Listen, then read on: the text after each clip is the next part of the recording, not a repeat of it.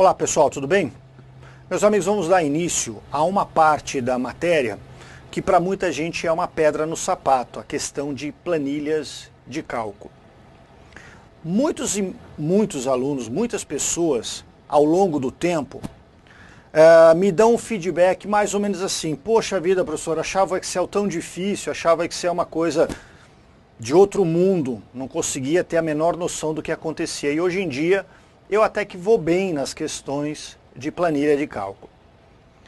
Principalmente quando a gente fala de VUNESP, nós temos para as questões de planilha de cálculo uma certa estrutura que a banca utiliza para realizar as suas questões. Então, em primeiro lugar, em planilha de cálculo, vai começar a surgir aquela situação em que, se você tem noção do que é a planilha, de como, em geral, claro que a gente vai ter que falar sobre isso, mas como, em geral, os cálculos são realizados, então as questões começam a entrar nos eixos, você consegue resolvê-las por uma certa metodologia. E se tratando ainda de uma banca que usa praticamente sempre a mesma estrutura, fica um pouco mais fácil de nós trabalharmos, tá bem? Bom, então vamos falar do Excel. Sendo o Excel, é claro, uma planilha de cálculo, ou seja, basicamente o Excel é uma tabela. Quando nós abrimos um arquivo novo, um arquivo em branco do Excel, e aí você vai dizer: mas professor, que versão é esta de Excel? É a versão que vai cair na minha prova? Está parecendo diferente. Ora, isso não tem a menor importância, tá? Todo o trabalho de planilha de cálculo que nós vamos desenvolver não tem nenhuma função de versão. Vocês vão observar, inclusive, durante o trabalho em algumas questões que a gente vai apresentar para dar suporte à matéria, à teoria, em algumas eu até removi a versão do Excel. Então, copiei uma questão de prova para inserir no material. E a questão era sobre o Excel 2003, a questão era sobre o Excel 2007. Eu simplesmente, para trazer o material, eu apaguei a versão. Outras eu vou deixar, trazendo questões que teoricamente estão vinculadas ao Excel na versão 2003 ou na versão 2010. E nós vamos perceber que o gabarito dessas questões não é alterado em função da versão que você eventualmente tenha ou utilize ou que a banca apresente. Por quê? Porque realizar cálculo é uma coisa baseada numa outra matéria, que é a matemática, matéria essa que não muda, né? Você não é obrigado hoje a aprender a fazer multiplicação de novo, porque a multiplicação do jeito que você aprendeu a fazer lá atrás já não vale mais, óbvio, né? Então não se preocupem com essa história de versão. Pois bem, abrindo então aí o Excel para trabalhar, você percebe que o Excel como arquivo, nós vamos falar sobre isso depois, mas o nome deste arquivo é pasta de trabalho. O Excel, por padrão, ele é habilitado no início do trabalho com 3 planilhas, localizadas aqui na parte inferior. Veja que nós temos 4 botões, 4 guias nesta área em vermelho. A Plan 1, a Plan 2, a Plan 3, ou seja, o Excel abre novos arquivos para trabalho com 3 planilhas em princípio, e o 4º botão é aquele que você utilizará para criar uma nova planilha, não é? Você pode, é claro, remover uma dessas planilhas, você pode adicionar outras planilhas, você pode renomear as planilhas e assim sucessivamente. Mas esse é o padrão do Excel, a apresentação inicial com 3 planilhas, tá certo? E uma outra coisa se destaca com bastante intensidade no Excel, que é essa área azul aqui em cima, a chamada barra de fórmulas. A barra de fórmulas ela é muito interessante por 2 aspectos primários. Se você observar esta barra de fórmulas, Esta, particularmente, versão do Excel que se apresenta no slide, na janela, é a versão 2007. Mas se você olhar essa barra de fórmulas da versão anterior, da versão 2003 ou da versão XP, né, você vai perceber o seguinte: não mudou muito. O que mudou basicamente é a cor. Antigamente era mais cinza e agora é mais azul. Grande coisa. Bom, de qualquer maneira, a barra de fórmulas contém dois elementos, contém duas informações. Primeiro você percebe aí do lado esquerdo a chamada caixa de nome e depois do lado direito a barra de fórmulas propriamente dito. Vamos falar sobre a caixa de nome e voltar ao slide anterior para demonstrar a vocês toda esta área aqui, ó, destacada. Bom, observem uma coisa. Primeiro, a célula que está selecionada nesta planilha é a célula A1. E nós temos três maneiras de verificar isto. E as três maneiras já estão todas apresentadas nesse slide, nessa área selecionada. Então, primeiro, a caixa de nome. Se você observar a caixa de nome, você lê justamente esta informação, A1. Então, coluna A, linha 1, perfaz um retângulo, A1 é o nome desta célula. Você também pode perceber que na nomenclatura das colunas, que se faz acima delas, e também na nomenclatura de linhas, que se faz à esquerda delas, você pode perceber que nós temos aí os números. E o número 1 e a letra A estão em cor destacada, em cor diferente das demais letras e dos demais números. Professor, mas é isso, é azul com laranja? Cada versão é um jeito, então esta não é uma preocupação que você terá. Além do que, embora seja evidente, é bom lembrar que na prova não há impressão em cores, a impressão é em preto e branco. Então, é o que a gente chama na verdade de escala de cinza. Então na prova, a coluna A e a linha 1 vão ficar num tom de cinza diferente do que a coluna B, C, D e as linhas 2, 3 e 4 e assim sucessivamente. A terceira maneira pela qual você pode observar qual ou quais células estão selecionadas, porque é claro que se pode selecionar mais do que uma, é o fato de nós termos uma borda temporária em torno da célula A1, uma borda espessa na cor preta que você também pode observar. Então, temos três maneiras de verificar qual célula está selecionada. Em relação especificamente à caixa de nome, primeira coisa, nós já sabemos então, a caixa de nome tem como uma de suas funções, mas não é a única, apresentar o nome da célula que está selecionada. Mas tem um outro detalhe, a caixa de nome permite que o usuário conduza a seleção para a célula que ele desejar. Então vamos supor que você quer migrar o cursor do mouse e a seleção para a célula, sei lá, M1842. Evidentemente é uma célula bem distante da célula A1. Se você pensa no alfabeto como a nomenclatura das colunas, a coluna M está bem à direita da coluna A.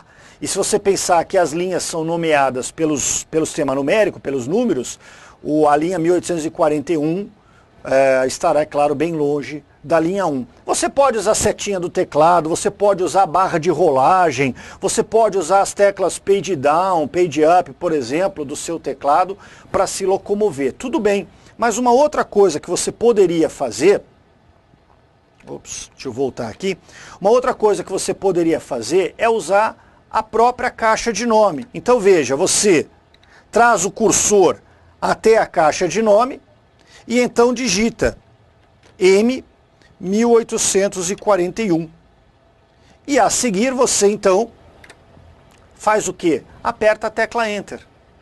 E você será levado exatamente para a célula em questão. Portanto, a caixa de nome, eu repito, tanto serve para apresentar o endereço da célula selecionado, como também para possibilitar a migração entre as células. Quanto à barra de fórmula propriamente dita, a barra de fórmula ela é muito importante porque ela é a única que lhe dirá sempre a verdade. A barra de fórmulas é aquele elemento visualizado na tela, ou seja, na área de trabalho, que sempre informará o conteúdo de uma célula. Muito bem. Aí você dirá, ué, mas professor, para olhar o conteúdo de uma célula, não basta eu olhar na própria célula? Então, aqui um ponto importante, um ponto onde a VUNESP se apoia com uma certa frequência. Não confunda aquilo que uma célula exibe com aquilo que uma célula contém. Exibir é uma coisa, conter é outra coisa. Veja, você digita numa célula do Excel R cifrão 10,00. Ou seja, claro, você apresenta um valor monetário, R$10. E aperta a tecla Enter, e isso é o que vai ficar exibido naquela célula. Mas se você selecionar esta célula, onde o número 10 está apresentado em formato monetário, clicando na célula e olhando para ela, é claro, você enxergará isso, R$10 foi o que você digitou. Mas se você olhar na barra de fórmulas, você vai observar apenas o número 10. Por quê?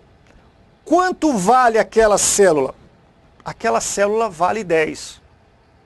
Professor, mas 10 e R$10 são duas coisas diferentes? Não, sinceramente não. Matematicamente falando, não. A unidade monetária brasileira é o real, R$10 são 10 unidades monetárias, são 10 vezes o número 1, o número inteiro. Né? É como se você pegasse 10 moedinhas de R$1 e juntasse. Matematicamente o número 10 é o que representa 10 inteiros, né? 10 vezes o número 1 também. Então, cuidado com isso.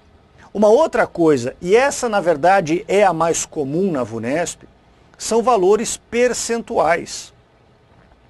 A maior parte das pessoas tem um pouquinho de problema com a conversão de sistema percentual. E na verdade não é que tem problema com conversão percentual. Muita gente esquece deste assunto quando trata da prova de informática. Ah, eu estou indo para informática, então eu vou esquecer português, vou esquecer matemática. Poxa, mas as questões são redigidas em língua portuguesa e a interpretação do texto das questões é fundamental, fundamental para que você obtenha sucesso. Conheço muita gente que conhece a matéria, sabe resolver questões, sabe resolver os assuntos necessários, porém, na hora da leitura do enunciado, faz uma interpretação um pouquinho diferente daquela que deveria fazer e acaba sendo jogado para um lado errado. Então, cuidado com isso. Outra coisa, se as questões são de planilha de cálculo, caso aí do Excel, como é que eu posso abandonar os recursos da matemática? Não posso também esquecer esse aspecto. Então, vamos lembrar um detalhezinho, usando a lousa, que é o seguinte. Imaginem que nós temos, matematicamente falando, imagine que nós temos algumas considerações. Primeiro, uma célula do Excel contém o número 3. Tá? E esta célula será, então, convertida para o formato percentual. Como é que se faz isso? Entre tantos possíveis atos, o Excel tem um botãozinho com uma simbologia, né, com o símbolo do percentual. E então, ao selecionar essa célula e aplicar este botão, o que será exibido? E é isso que é importante. O que será exibido, em primeiro lugar, não são 3%. O que será exibido, 300%. Ora, por que 300%? Porque se eu fizer o inverso, não é? 300% nada mais é do que 300 por 100. É daí que vem, né, o porcento, dividido por 100. Claro que 300 dividido por 100 é o número 3. Não pode dar 3% por causa da matemática, porque 3%, numericamente falando, seria 0,03 e não o 3 ou 300%. Então, tomem cuidado com isso. Mesmo assim, vejam vocês, a célula sei lá qual contém o número 3. Aplicado sobre ela o comando estilo de porcentagem, ela exibirá 300%. Esse é o valor exibido. Mas se você, nesse estágio em particular, se você clicar na célula e, claro, olhar para ela, você encontra 300%. Mas se você olhar na barra de fórmulas, o número 3 é o que se apresenta. Claro, se eu selecionar uma célula qualquer e manualmente digitar o número 3, eu vou olhar na célula, vou encontrar o número 3, eu vou olhar na barra de fórmulas e vou encontrar o número 3 também. Portanto, eu não estou dizendo a vocês que aquilo que você enxerga numa célula é falso. Não é isso. Não é falso. Mas aquilo que se observa, aquilo que se visualiza em uma célula, pode não ser o conteúdo exato daquela célula. Tá legal? E aliás, a VUNESP tem questões múltiplas sobre este assunto. Eu vou aqui apresentar uma delas. A célula A3 de uma planilha Excel, este A3 aí você pode desprezar, podia ser F30, Z200, né? Então, uma célula qualquer de uma planilha Excel contém e apresenta, olha o enunciado, contém e apresenta o valor 0,62. Se esta célula for selecionada e em seguida o botão com o símbolo de percentual, de porcentagem, for pressionado, a célula A3 passará, olha, cuidado, a célula A3 passará a conter qual valor, tá? E depois, observe nas alternativas que o verbo exibir é utilizado, tá certo?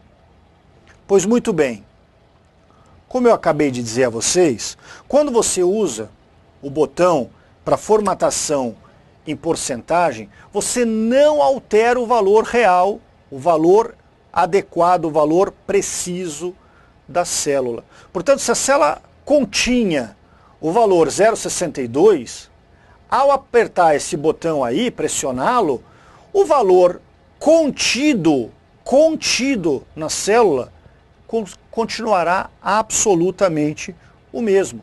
Portanto, ficam até então como possíveis gabaritos as alternativas A e B. Agora vem a parte matemática. O número 0,62, quando convertido para valor percentual, de acordo com as duas alternativas possíveis, é 6,2 ou é 62%. A gente tem que lembrar que quando a gente quer pegar qualquer número, qualquer um, e convertê-lo para um estilo de porcentagem, nós devemos multiplicar por 100. Assim como quando nós queremos, então, pegar um valor percentual e convertê-lo para o formato numérico, nós devemos dividir este número por 100. E se nós multiplicarmos o 0,62 por 100, então nós teremos como gabarito para essa questão, evidentemente, a alternativa B de bola. De qualquer forma, vejam, a banca apresenta como possíveis resultados percentuais 6,2% e 62%. Porque para quem errar no cálculo, para quem errar numa vírgula, de repente a gente comete lá os nossos erros. E essa questão mostra claramente como é importante identificar que o valor apresentado, o valor exibido em uma célula pode não ser, cuidado com isso, o valor contido pela célula, tá certo? Portanto, o gabarito para a questão aí, alternativa B de bola. Outra coisa, vamos começar a falar em cálculos, em planilhas diversas, o Excel também.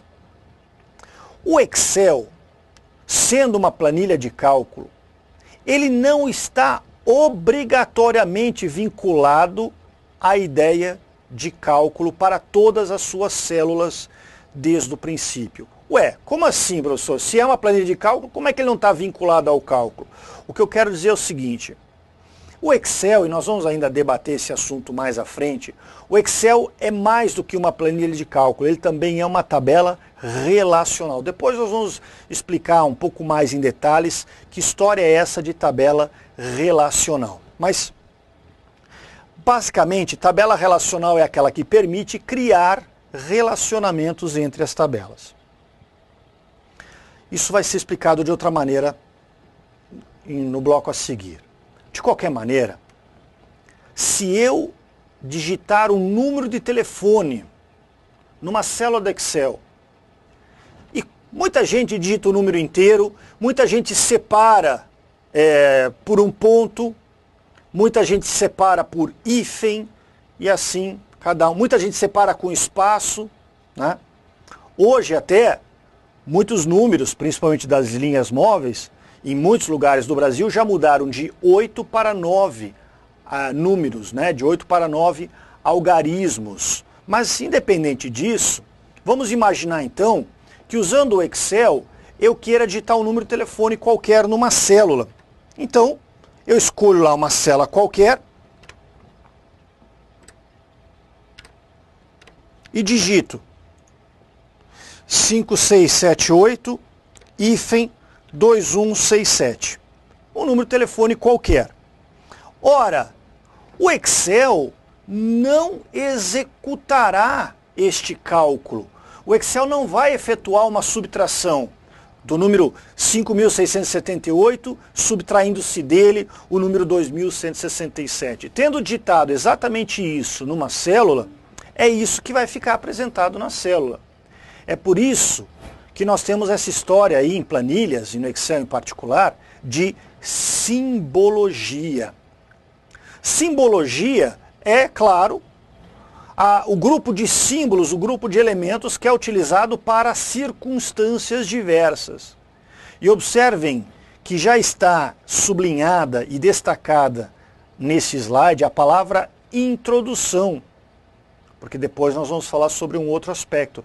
Esta é a simbologia utilizada pelo Excel e pelas planilhas de cálculo para a introdução de cálculo. Ou seja, quando você precisa que o Excel realize um cálculo, o primeiro símbolo que você digita tem que ser um desses quatro. São os 4 únicos símbolos que o Excel aceita para a execução. O igual, que praticamente é o único que se apresenta em prova e também é praticamente o único que se usa cotidianamente. O símbolo de mais, o símbolo de menos e um símbolo que pode surpreender a muitos, que é o símbolo arroba. Mas o arroba tem uma característica interessante. Vou mudar aqui de lado para usar o outro lado para fazer um exemplo. Se você digitar em uma planilha de cálculo, se você digitar arroba A1 mais A2, mais A2, e digitar Enter, o Excel não vai somar o valor da célula A1 com o valor da célula 2. Isso não é cálculo para o Excel. Se, porém, você digitar arroba soma A1, 2 pontos, A2 e fecha parênteses, e calma, se você não sabe tudo que está vinculado à função soma e ao uso dos parênteses e tudo mais, isso nós ainda vamos abordar. Se você agora digitar isso, o Excel vai fazer o cálculo, ele vai fazer a soma. Então olha só, o igual, o mais e o menos, tanto podem ser usados naquela história de A1 mais A2, no primeiro exemplo, como podem ser usados na introdução de cálculo através das chamadas funções. Função soma, média, e nós vamos ver muitas funções. Já o arroba, ele não pode ser utilizado quando o cálculo está vinculado à matemática pura, operações básicas da matemática, como soma, subtração, divisão, potência, essas coisas todas. O arroba só será considerado como introdutório de cálculo, como um símbolo que você usa para dizer para o Excel, Excel, eu quero fazer continha, quando você utilizar funções. Então, esse é o detalhe interessante em particular. Então, vamos colocar aqui no arroba apenas para funções.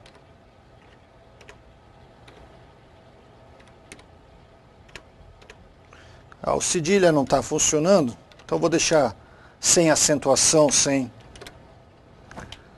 cedilha, tá certo? Então o arroba apenas para funções. Agora, isso não inviabiliza a aplicação. Vem a banca e diz assim, quais símbolos podem ser usados para a introdução de cálculos? Para introdução de cálculos, a banca não disse se o cálculo será realizado por procedimento das operações primárias da matemática ou se o cálculo será realizado através das funções do próprio aplicativo. Se ela não disse, o arroba, é claro, faz parte deste universo. Pelo menos em algum momento ele serve para introduzir cálculo. Tá bem? É isso aí. Vamos fazer uma pausa, uma quebra, e a gente continua no próximo bloco. Até mais.